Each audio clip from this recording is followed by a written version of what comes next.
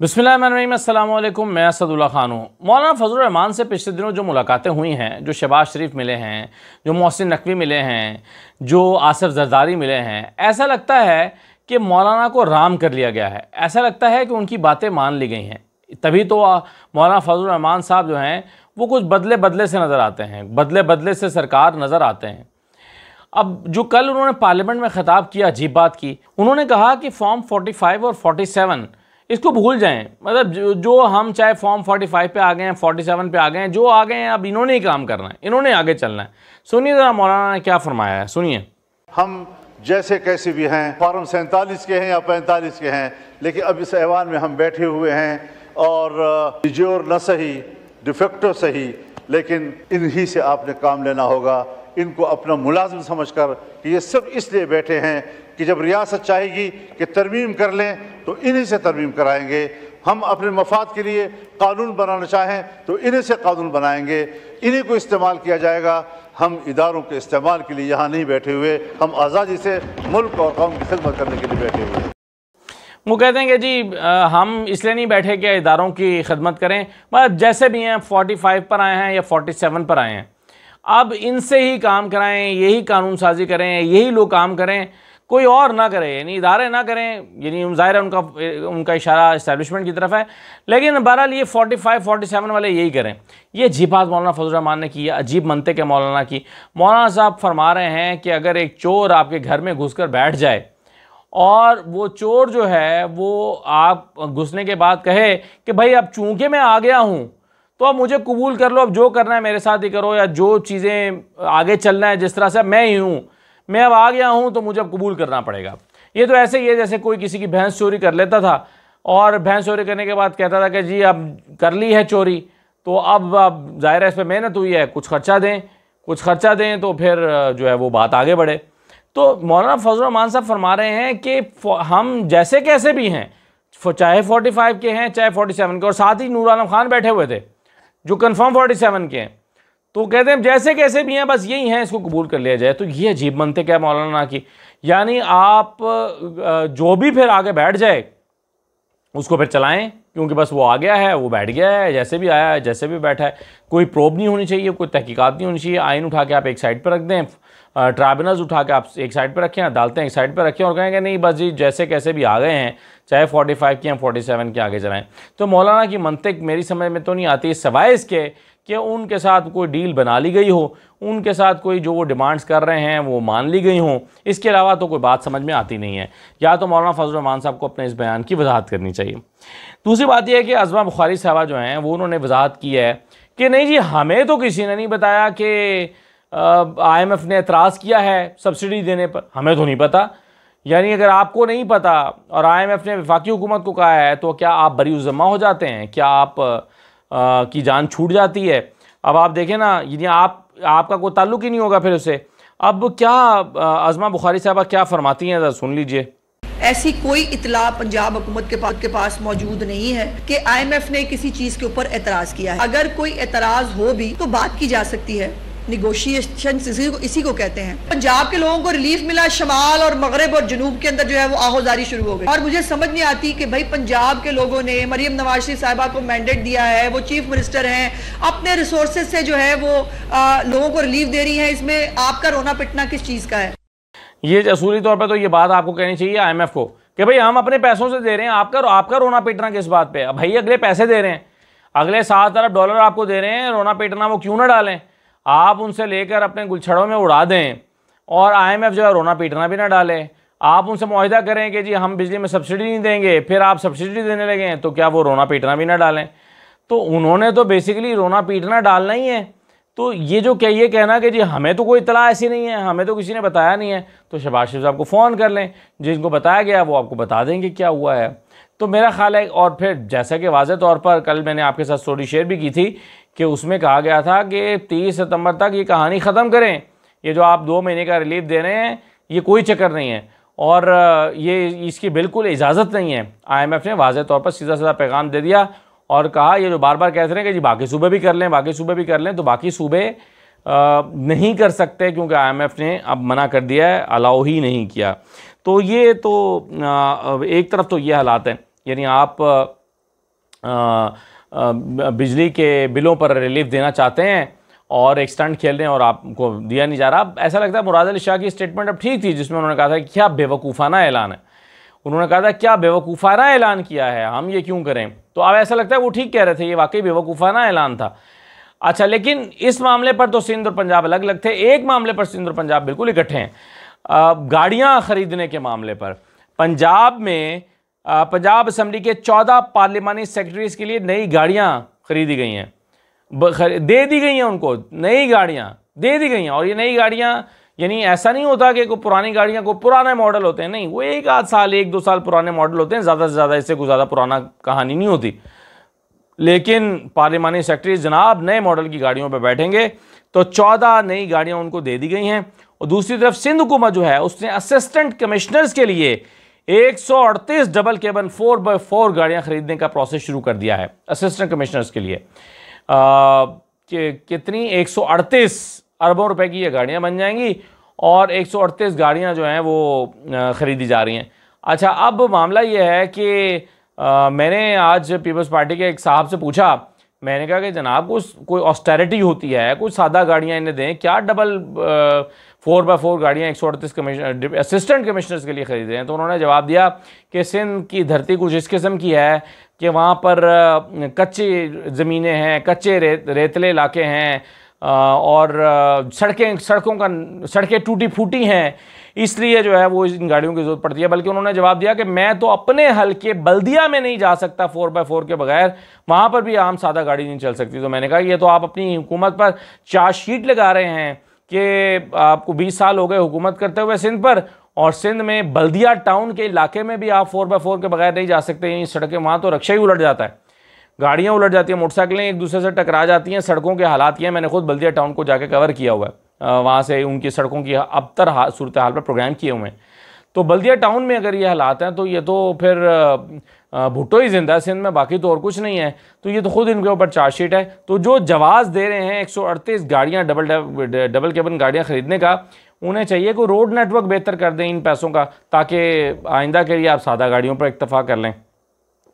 अच्छा जनाब, ख्वाजा आसिफ साहब के बारे में मैं बड़े अरसे से ये बात कह रहा हूँ कि ख्वाजा आसिफ साहब, मैंने कहा था कि जिस दिन PTI ने ये कहना शुरू किया कि आओ मुज़ाकरात चलें, हम मान जाते हैं कि मुज़ाकरात करते हैं, उसी दिन से ख्वाजा आसिफ ताने देना शुरू कर देंगे और कहेंगे कि ये अजनबी कहाँ से आ गए, ये लोग कहाँ से आ गए हैं, ये तो अजनबी हैं, ये तो स्ट्रेंजर्स हैं, शर्म होती है, हया होती है, ऐसी बातें ख्वाजा आसिफ करेंगे। हालांकि ख्वाजा आसिफ को ये कहना बनता नहीं है, क्योंकि वो तो खुद हारे हुए शख्स हैं, 45-48 हज़ार वोटों से हार के असम्बली के अंदर बैठे हैं रिहाना डार साहिबा से। लेकिन बड़ी दीदा दलेरी से आज उन्होंने एक बयान दिया असम्बली के अंदर, इनफैक्ट कल, सुनिए ज़रा उन्होंने क्या कहा। इस वक्त रऊफ हसन साहब जो है वो तरले और मिन्नतां कर रहे हैं, आज जोड़े हैं कि एनआरओ दे दो। रोजाना जो है बानी PTI अंदर से कह रहा है कि फौज के साथ मुज़ाकरात करने हैं। इस वक्त they are desperately trying for an NRO. जो इनके हालात हैं उस हालात में ये चाहते हैं कि हमें कोई रिलीफ मिले, एस्टेब्लिशमेंट रिलीफ दे। जिनको आवाजें मार रहे हैं उनके साथ मुज़ाकरात अगर करते हैं तो कर लें। जब तक 9 मई का हिसाब नहीं होगा किसी किस्म के मुज़ाकरात किसी के साथ नहीं होगा। अब वो कहते हैं जब तक 9 मई का हिसाब नहीं होगा किसी किस्म के मुज़ाकरात किसी के साथ नहीं होंगे। अभी मुसद्दिक मलिक पिछले दिनों कहे थे कि आइए मिलकर बैठकर बातचीत करते हैं। अभी इरफान सिद्दीकी थोड़े दिन पहले कह रहे थे कि भाई बातचीत करते हैं, और ये ख्वाजा आसिफ कह रहे हैं कि किसी के साथ बातचीत नहीं होगी। तो ये बेसिकली टेस्ट कर रहे थे PTI को कि PTI अगर मान जाए और मुज़ाकरात के लिए तैयार हो जाए, कहे कि ठीक है हम कमेटी बना देते हैं, आप भी कमेटी बना दें, तो फिर ख्वाजा आसिफ जो हैं वो अपनी गन लोड कर लें और जनाब हवाई फायरिंग शुरू कर दें। लेकिन चूंकि PTI मानी नहीं है तो वो ज़ाया हो रहा था जो मंसूबा था ख्वाजा आसिफ का। तो ख्वाजा आसिफ ने कहा कि चलो मैं रगेदना तो शुरू करूं और मैं कहूं कि जी आपसे तो बातचीत होगी नहीं। और भाई अगले आपसे बातचीत नहीं करना चाहते, आप क्यों कह रहे हैं कि बातचीत होगी? अगरचे PTI का यही मामला है कि PTI बार बार कहती है हम इस्टेब्लिशमेंट से बात करेंगे, इस्टेब्लिशमेंट PTI से बात करना नहीं चाहती, तो PTI को फिर कहना ही नहीं चाहिए कि हम इस्टेब्लिशमेंट से बात करना चाहते हैं। PTI को खामोश रहना चाहिए। दूसरी तरफ खुद नून लीग कहती है हम PTI से बातचीत नहीं करेंगे, वो PTI आपसे तो खुद बातचीत नहीं करना चाहती, तो आप कैसे बातचीत करेंगे? तो ये ख्वाजा आसिफ हैं कौन? ख्वाजा आसिफ को मैंडेट किसने दिया कि यहाँ असम्बली का फ्लोर इस्तेमाल करें? इनको माइक किसने दिया है? ये तो हारे हुए शख्स हैं। ये जो दूसरों को कहते हैं कोई शर्म होती है, हया होती है, ख्वाजा साहब को शर्म होती है, कोई हया होती है? आप 45,000 वोटों से हारने के बाद आकर असम्बली के अंदर बैठ गए हैं और तकरीर भी कर रहे हैं और फिर कह रहे हैं कि बातचीत नहीं होगी। आप कौन होते हैं फैसला करने वाले बातचीत होगी या नहीं होगी?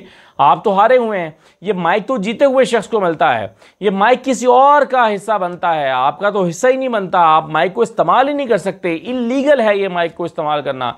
असेंबली पे फ्लोर पर आना इलीगल है अगर आप जीते हुए नहीं हैं। तो ख्वाजा आसिफ, आप ये बात कैसे कर सकते हैं? आप कैसे कह सकते हैं कि इनके साथ बातचीत नहीं होगी? आप ये शख्स, वो शख्स कह सकता है कि जो जीत के आया हो पार्लियामेंट के अंदर, वो या वो पार्टी जो जीत के आई हो। तो ख्वाजा आसिफ साहब जो हैं उन्होंने वही हरकतें शुरू कर दी हैं जो उन्होंने 2014 के धरने के बाद, यानी आप पीटीआई को मना कर लाए कि आए पार्लियामेंट में आए तो आपने वो बातें ताने मारने शुरू कर दिए जैसे कि आज मार रहे हैं। उधर हनीफ अब्बासी साहब जो हैं वो भी एक अजीबोगरीब सी बात कर रहे हैं। हनीफ अब्बासी साहब ने एक फरमाया है कि हम जो बांग्लादेश में लोग निकले हैं, आप भी निकले, आप क्यों नहीं निकलते इनकलाब लाने के लिए? इतनी गैर संजीदगी एक पार्लियामेंटेरियन, एक जो है वो सीनियर पार्लियामेंटेरियन, सुनिए ज़रा। 1 साल से पड़ा हुआ है बेचारा। वो खून की नहरें बहनी थी, बाहर आने थे 10 लाख अफराद, वो 20 लाख पता नहीं स्टूडेंट आने थे। तो बांग्लादेश कौम है, वो कुर्बानी देना जानती है। आप बांग्लादेश की बंगालियों की मिसालें लेके बैठ जाते हैं। करें ना, निकले, किसी ने रोका आपको? वो कहते हैं निकलें, किसी ने रोका आपको? आए 20 लाख तलबा आपने निकालने थे, निकाले। मजाक उड़ा रहे हैं, टॉन्ट कर रहे हैं और उकसा रहे हैं कि आए बाहर निकलें हमारी हुकूमत के ख़िलाफ़। किसी ने रोका है आपको? जी हाँ, रोका है। जब आप जलसा मंसूख करके कारकुनों को गिरफ्तार करने लग जाते हैं तो रोकते ही तो हैं आप कह रहे हैं कि क्या किसी ने रोका है आपको? दूसरी तरफ कानून लेकर आ रहे हैं। आज बिल जो है वो इरफान सिद्दीकी का पेश हो जाएगा। इरफान सिद्दीकी का बिल है कि जो शख्स इस्लामाबाद में बगैर इजाज़त के जलसा करे उसको 3 साल कैद की सज़ा सुनाई जाए। ये बिल कानून बनाने के लिए इरफान सिद्दीकी पार्लियामेंट के अंदर लेकर आए हैं। तो आप सोचिए कि एक तरफ आप 3 साल के लिए कैद करना चाहते हैं जलसा करने वाले को, दूसरी तरफ आप कहते हैं आओ बाहर निकलो, एहतजाज करो, किसने रोका है, निकाल के लाओ। तो ये है वो हालात। और आप देखिएगा जिस दिन निकल आए उस दिन जो है वो ये एक तो लाठी भाला उठा लेंगे और दूसरा कहेंगे कि जी ये तो देखें ना आप गलत कर रहे हैं, आपको तो सड़कों पर नहीं आना चाहिए। तो कोई सड़कों पे इजाज़त लेकर तो आता नहीं है। सड़कों पर आने वाले लोग तो फिर ऐसे आते हैं जलसे की इजाज़त आप देना नहीं चाहते जो कि पुरअमन हो।